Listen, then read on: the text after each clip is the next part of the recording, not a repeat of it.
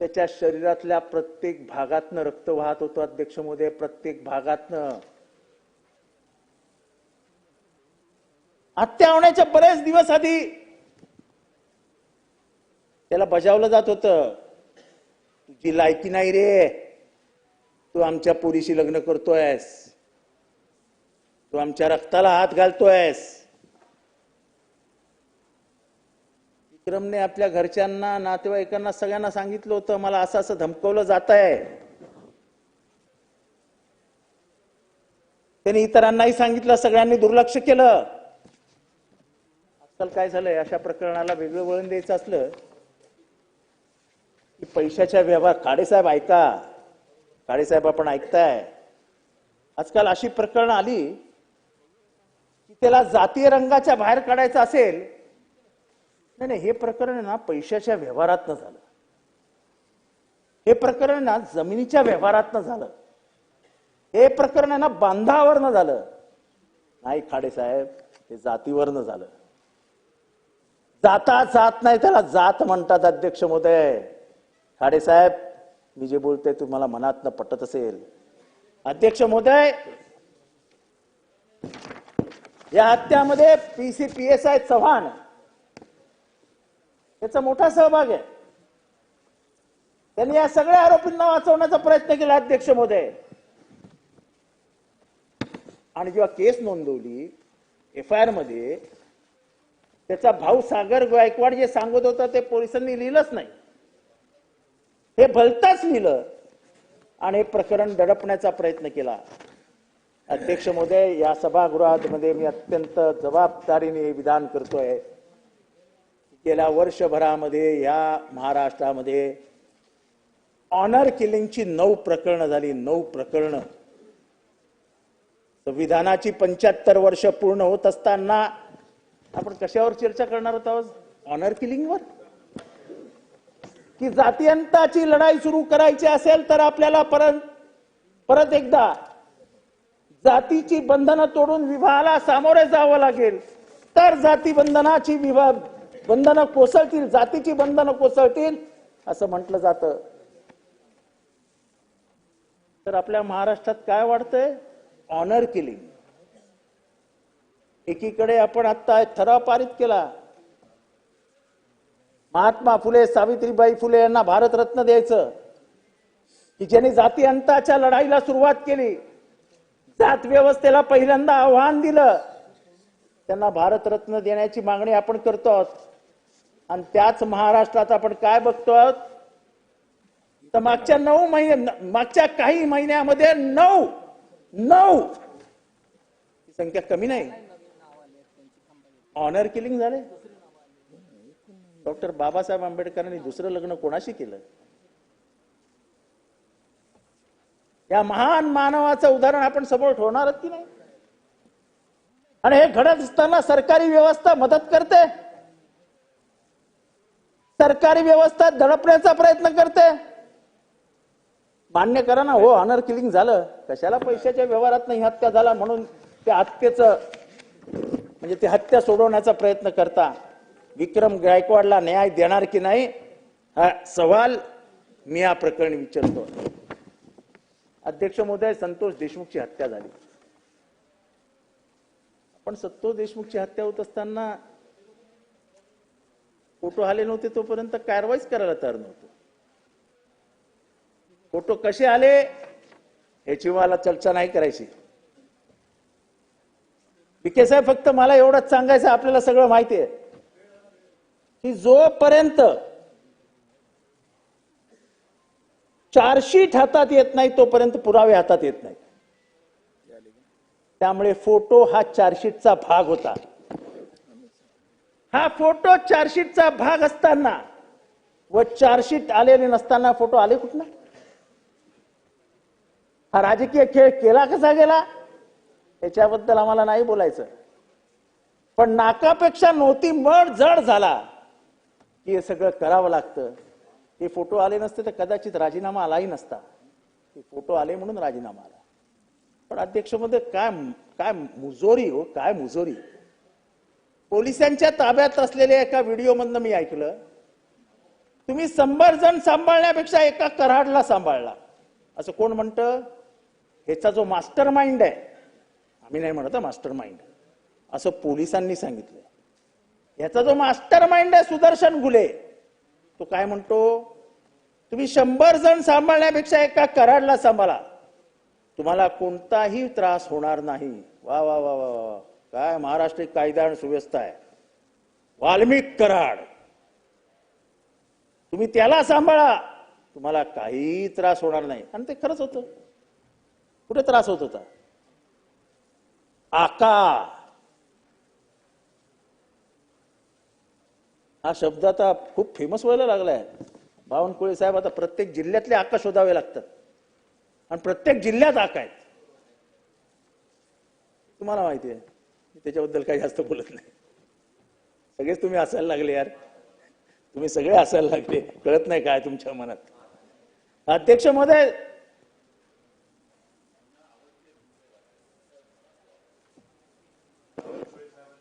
तर हे मला वाचून घेऊ द्या, मग तुम्हाला त्याच्यातलं महत्व समजेल. संजय साहेब, तुम्हाला कोणताही त्रास होणार नाही.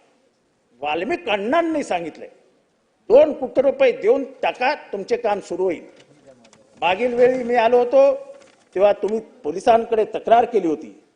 माझ्या विरोधात तुम्ही पोलिसांकडे तक्रार केल्याची गोष्टी वाल्मिक अण्णांना समजली, ते तुमच्यावर संतापलेत. त्यामुळे वाल्मिक अण्णांची मागणी पूर्ण करा, अन्यथा तुमची सर्वच कामं बंद केली जातील, असं सुदर्शन झुले कोणाला सांगतो? आवाजा कंपनीला. आणि महाराष्ट्रामध्ये खूप मोठ्या प्रमाणावर आर्थिक गुंतवणूक होणार आहे असं चित्र आपण उभं करतो. कसली आर्थिक गुंतवणूक येणार आहे? पुणे घ्या, नाशिक घ्या, सगळीकडे एवढीच हप्तेखोरी चालू आहे आणि सरकारी आशीर्वाद हानी चालू आहे. एक वाल्मिक बीड मध्ये, अशा अनेक वाल्मिक प्रत्येक जिल्ह्यात आहेत. अध्यक्ष महोदय,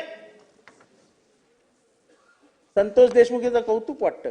खरं जातीअंताची लढाई तो लढत होता. सोनवणे नावाच्या दलित माणसाला मारला म्हणून तो तिथे गेला आणि बिचाराचा बळी गेला. अध्यक्ष महोदय, आजही आंधळे फरार आहे.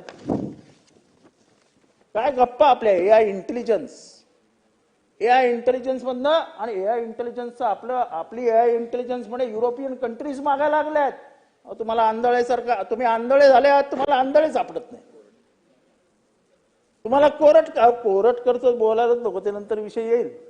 पण कोरटकर तुमच्या नजरेच्या खालनं पळून जातो, दुबईला म्हणतात. तो दुबईला गेला का पाकिस्तानात गेला विचारा. अध्यक्ष महोदय, अंतिम आठवडा प्रस्तावावर बोलतोय. आमचा हा अधिकार आहे. बेल वाजवू नका, बेल वाजवू नका. 30 मिनिट झाले. माझा अधिकार आहे, मला बोलू द्या. अध्यक्ष महोदय, बोलायचे नाही, सगळ्यांजवळ मला दिलं तरी चाललं, हरकत नाही, पण मला बोलू द्या. मी पहिला बॅट्समन आहे, ओपनिंग बॅट्समनला वेळ जास्त द्यावा लागतो म्हणून 30 मिनिट दिले. अध्यक्ष महोदय, परळीतली राख. अध्यक्ष महोदय, 6 ब्रास कोरड्या राखेची किंमत 8 ते 10 हजार. दिवसाला काही अशा राखेच्या गाड्या निघत असतात. ही राख परळीतल्या 1220 भट्ट्यांमध्ये जाते आणि इतरत्रही जाते. ह्याची उलाढाल जर केली तर जवळजवळ 1000 कोटी रुपये आहेत.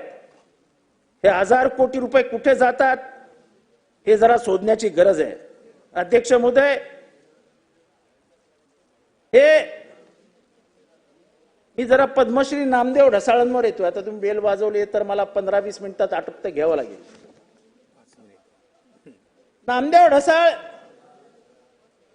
मध्यंतरी एक प्रकरण आलं. कोण नामदेव ढसाळ? खरं तर नामदेव ढसाळ, संत तुकाराम, संत कबीर यांची नावं आणि यांच्या कविता वाचणं हे सभागृहामध्ये वाचतो आहोत म्हणून मला प्रोटेक्शन आहे, अटक होणार नाही. नामदेव ढसाळांची कविता मी सभागृहात वाचतोय म्हणजे मला अटक होणार नाही. पण कदाचित हीच कविता मी बाहेर वाचली तर मला गजाआड टाकतील. ही कविता वाचतोय. रक्तात पेटलेल्या अगणित सूर्यांनो, तुमची आई बहीण आज विटंबली जाते हटाहटातून. मवाल्यासारखे माजलेले उन्मत्त निरो आजही मेणबत्ती सारखे जाळतात माणसं चौका चौकातून. कोरभर भाकरी पसाभर पाणी यांचा अट्टहास केलास तर आजही फिरवला जातो नांगर घरादारावरून. चिंतकाळलेले हात सळसळलेच तर छाटले जातात आजही नगरातून. रक्तात पेटलेल्या अगणित सूर्यांनो किती दिवस सोसायची ही घोर नाकेबंदी. मरेपर्यंत राहायचं की असंच युद्ध कैदी. हे कोण म्हणालंय? हे मी म्हणालो नाही, हे नामदेव ढसाळ म्हणताय. आणि तुमचा बेशरम अधिकारी काय विचारतो माहितीये? कोण नामदेव ढसाळ? त्याला जाऊन सांगा, हा नाम्या, हा आमचा नाम्या. एका गरीब घरात जन्मलेला, उपाशी पोटी झोपलेला नामा हा प्रत्येक शब्दातनं व्यथा व्यक्त करत होता गरीब पोटाची. इथल्या जात व्यवस्थेची, इथल्या धर्म व्यवस्थेची, इथल्या जात वर्चस्ववादाची. आणि तुम्ही विचारते कोण नाम्या? अध्यक्ष महोदय, हे कसं वाढायला लागलं? अध्यक्ष महोदय, आज चौकामध्ये आपण काय बघतो आहोत? अध्यक्ष महोदय, गाडलेल्या औरंगजेबाला आपण वरती काढायला निघालो आहोत. 350 वर्षापूर्वी शूर मराठ्यांनी काढलेला महा औरंगजेब अर्जुनजी, ती कबर आहे ना, कबर. हे तुमच्यासारख्या माझ्यासारख्या, मी पण स्वतःला मराठा म्हणवतो, मी मागासवर्गीय आहे, पण मराठा ही महाराष्ट्राची ओळख आहे, मराठा जात नाहीये. जनगण मनमध्ये जेव्हा मराठा म्हणतात तेव्हा ती महाराष्ट्राची ओळख असते, ती जात नसते. ती आमच्या शौर्याची निशाणी आहे. महाराज, तुम्ही समज बसलेले आहात, तुम्ही गादीचे वारसदार आहात, सांगा आम्हाला,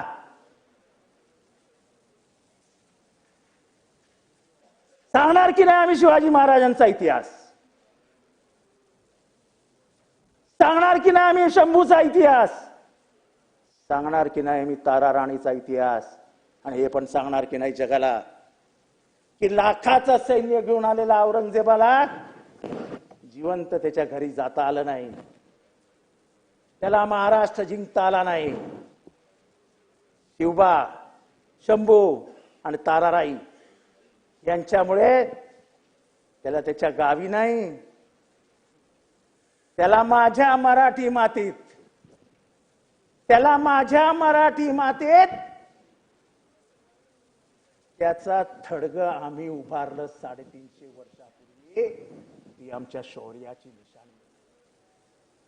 आज जे म्हणतात ना की आम्ही ती कबर खोदणार आहोत, ते कबर औरंगजेबाची खोदणार नाहीत. ती कबर संभाजी, शिवाजी आणि ताराराणीच्या इतिहासाची खोदतायत तुम्ही. ती कबर खोदून शिवाजी महाराजांचा इतिहास पुसण्याचा प्रयत्न करतात. आणि हा अनेक वर्षांची परंपरा या महाराष्ट्रात आहे. या महाराष्ट्रानेच भास्कर केशव त्या कुलकर्ण्याला बघितला, याच महाराष्ट्राने बघितला, याच महाराष्ट्राने नारो कुलकर्णीला बघितला. अखेरीस दिल्लीच्या दरबारात गेलेले शिवाजी महाराज कोणामुळे गेले हो? कोणामुळे गेले? कोण होता तो? मुसलमान होता. मिर्झा राजे जयसिंग या राजपूत सरदारांनी पुरंदरचा तह केला आणि औरंगजेबाला घेऊन गेला. औरंगजेबाच्या दरबारात महाराजांना घेऊन, त्या महाराजांचा इतिहास पुसण्याचा प्रयत्न करू नका, त्याला जातीय रंग देऊ नका. त्याच महाराजांनी केळशीमध्ये 722 एकर जमीन एका मुस्लिम संताला दिली. हा इतिहास पुसणार आहात तुम्ही? त्याच महाराजांबरोबर औरंगजेबाच्या दरबारात मदारी मेहतर नावाचा मुसलमान गेला होता. हा इतिहास पुसणार आहात तुम्ही? तुम्हाला काही पुसायचं नाहीये, तुम्हाला महाराजांना छोटं करायचंय, तुम्हाला महाराजांची उंची छोटी करायची आहे. पण महाराष्ट्र हे तुम्हाला करू देणार नाही. आणि म्हणून नको ते करू नका. ज्या राजापूरमधनं नाथपै आले, ज्या राजापूरमधनं मधुदंडवते आले, ज्या राजापूरने कधी आयुष्यात हिंदू मुसलमान वाद बघितला नाही, भास्कर शेठ, त्याच राजापूरमध्ये 4 जण जाऊन दर्गा जाळतात. मला अभिमानाने सांगा असं वाटतंय बावनकुळेजी, ऐका, दर्गा जळत होता, मुसलमान घाबरलेले होते. कोणी जवळ जायला तयार नव्हतं. अखेरीस सगळे गावातले हिंदू बाहेर आले, गेले त्या दर्ग्याजवळ आणि आग विझवली. ही हिंदूंची ओळख आहे. वासुदैव सर्व कुटुंबकम असे म्हणणारे हिंदू आहोत आम्ही. ही परंपरा पाळणारे हिंदू आहोत आम्ही. बंद करावं, महाराष्ट्र जाळू नका हो, महाराष्ट्र लावून राख करून टाका. तुमच्यातला एक मंत्री कॅबिनेट म्हणजे कलेक्टिव्ह रिस्पॉन्सिबिलिटी असते ना, ही फक्त इतक्यापुरतीच मस्त मर्यादित असते तुमची रिस्पॉन्सिबिलिटी.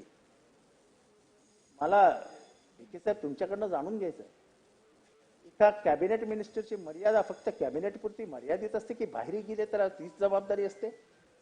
शपथ कशाला घेता? महाराष्ट्राची शपथ घेता ना. एक मंत्री उठतात, बाहेर जातात, आग लावण्याचा प्रयत्न करतात आणि मुख्यमंत्री महोदय काहीच बोलत नाही, कॅबिनेट काहीच बोलत नाही. कधी औरंगजेबावर आग लागते तर कधी हलाल का काय हलाल का नाही नाही नाही नाही का हलाल का झटका.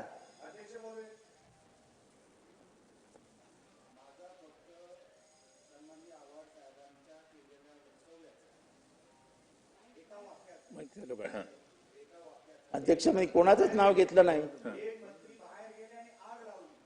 याचा काय अर्थ होतो त्यांनी सभागृहाला सांगावं.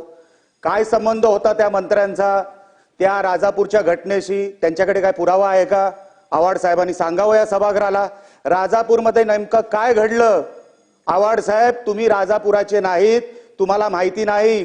सिच्युएशन पहिल्या तासापासून कंट्रोलमध्ये होती, आउट ऑफ कंट्रोल नव्हती. तुम्ही एका मंत्र्यांवर आरोप करताय, तुमच्याकडे कसला पुरावा आहे का? सभागृहाला आव्हाड साहेबांनी सांगावं. अध्यक्ष महोदय, सभागृहाचे नियम मला पण माहिती आहेत, त्याच्यावर मला काही बोलायचं नाही. अध्यक्ष महोदय, मी हलाल आणि झटका या प्रकरणावर बोलत होतो. मला फक्त सरकारला विचारायचं आहे आणि सरकारकडनं मला माहिती हवी आहे. ही माहिती ऑन रेकॉर्ड मला हवी आहे की महाराष्ट्र आणि मुंबईमध्ये झटका मटणाची दुकानं किती आहेत. आपण काय खातो हे जर आपल्याला माहित नसेल ते दुर्दैव आहे. महाराष्ट्राची खाद्य संस्कृती आहे आणि त्यामुळे महाराष्ट्रामध्ये झटका मटणाची दुकानं किती आहेत ह्याच्यावरनं हे सिद्ध होईल की महाराष्ट्राची जनता कुठलं मटण खाते. आम्ही वर्षानुवर्ष मटण खातो आणि आम्हाला सांगायला लाजही वाटत नाही. आणि मी तर काय मी सांगेन की मी 365 दिवस मटण चिकन खाणारा माणूस आहे. मला काय लाज वाटत नाही का माझ्या जीन्स मध्ये येते, माझ्या रक्तात आहे. शेवटचे 5-10 मिनिटं अध्यक्ष महोदय, शेवटचे 5-10 मिनिटं, शेवटचे 5 मिनिटं, शेवटचे आता वाजले तिथे 2:05, 2:15ला भाषण संपवणार. अध्यक्ष महोदय, जनसुरक्षा कायदा नावाचा कायदा येतो. 10 मिनिटं. अध्यक्ष महोदय, जनसुरक्षा नावाचा कायदा येतोय. अध्यक्ष महोदय, या जनसुरक्षा कायदा, अध्यक्ष महोदय, तुम्ही कांद्याचं आंदोलन करणारी माणसं आहात ना. हा कायदा तुमच्यासाठी आणलाय. या कायद्यामध्ये काय म्हटलंय माहितीये की तुमच्यावर जर उद्या आरोप झाला तर हा आरोप खरा आहे असं समजायचं आणि सिद्ध करायचं की तुम्ही गुन्हेगार नाही. अध्यक्ष महोदय, संपूर्ण संविधानाची विटंबना या कायद्याच्या माध्यमातून केली जाते. हा टाळापेक्षा भयंकर आहे.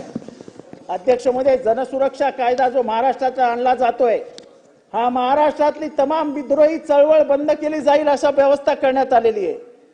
हा जनसुरक्षा कायदा आणला, त्याची एक जाहिरात देण्यात आली. अध्यक्ष महोदय, जाहिरात देत असताना त्याची जाहिरात पहिल्या पानावर द्यायची. एका कोपऱ्यात या कायद्याची जाहिरात देण्यात आली. अध्यक्ष महोदय, हा कायदा सिरियसली घ्या. आपण त्याच्यात आहात. बावनकुळे साहेब, हा कायदा महाराष्ट्राला संपवणारा कायदा आहे. या कायद्याने महाराष्ट्रात अनेक बळी जातील. आपण आणले, टाडा आणला, मिसा आणला, अनेक असे कायदे आणले. अखेरीस काय झालं तर हे कायदे आपल्याला अतिरेक झाला म्हणून परत घ्यावे लागले.